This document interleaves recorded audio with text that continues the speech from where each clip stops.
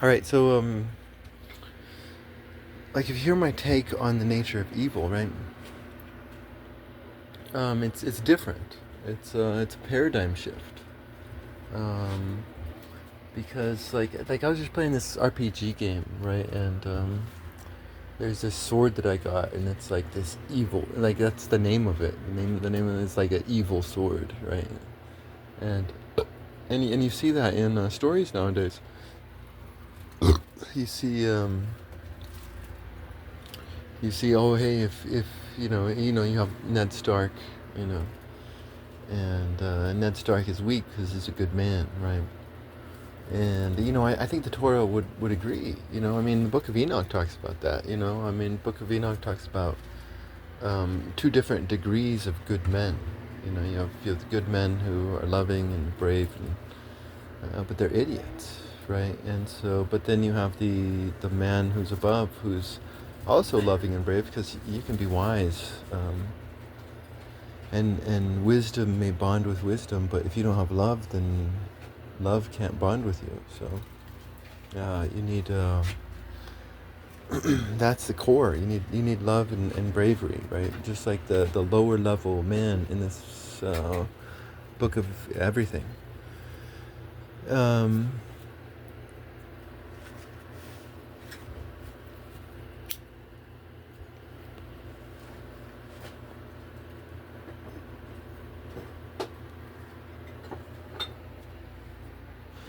but yeah, no, I mean you definitely see um, this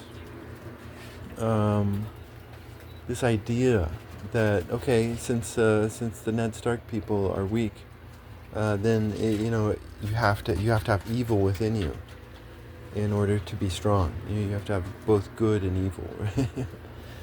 In order to be strong. Um, but I mean that's not how I characterize it, because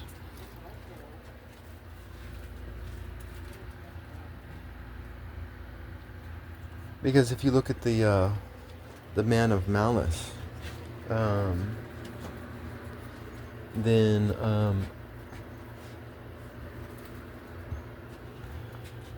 I mean this man's alone, right? And that's the true nature of toxic people. They all put on a face, right? They're fronting, as they would say in the '90s. It's an act. They put on a face of love, or a face of concern, or empathy, or bravery, but it's not real. You know.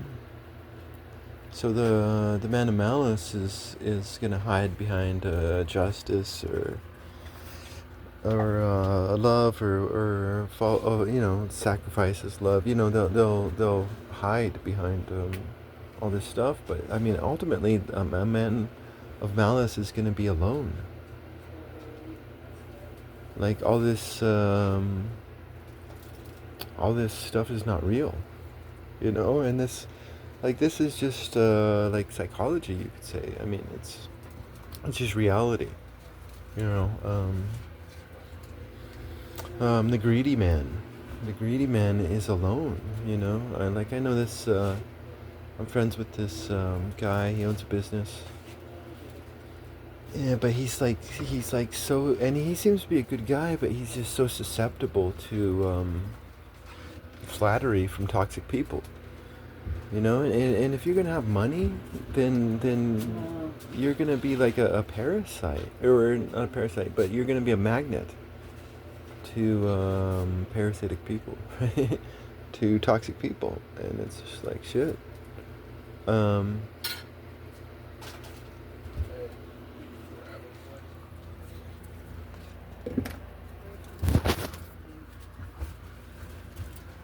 I mean, you just go down the line. It's like pathetic, and I was listening to Mr. T one time. He was giving an interview, and I guess he came up with the phrase "pity the fool." I pity the fool. And they asked him, where did he come up? Where did you come up with this phrase, pity the fool? And he said, well, he was reading the Bible, right? And he saw that there was pitying, and he saw that there was fools, so he just combined the two. And he's like, I pity the fool. And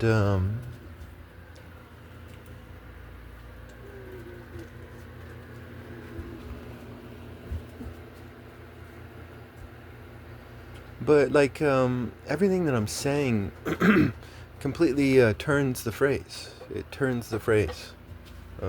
Completely transforms the poetry um, of this whole idea of being a light within the darkness, right? Because you hear that and you have this august view of evil, right? Where you're awed and wondered and it's like, oh, terrifying, to this completely opposite view where they're pathetic. They're pathetic. And to be a light in the darkness is a loving phrase. It's a phrase of a shepherd, someone who's going into the darkness to try to find someone to stand on their feet, and stop being so pathetic. And so it completely transforms that poetry around, because you hear that poetry and you're just filled with wonder about like Lord of the Rings, good versus evil type battles and stuff, right? Um, it's a badass phrase because it's so I think nuanced in the way it's used. Because I think this is the way it's used. Because I think this is the view of evil within the Torah. It's pathetic. It's not strong at all. It is weakness. If you die brave and if you die loving, then you win. If you die a rich old man, having succeeded in all of your battles, then you lose.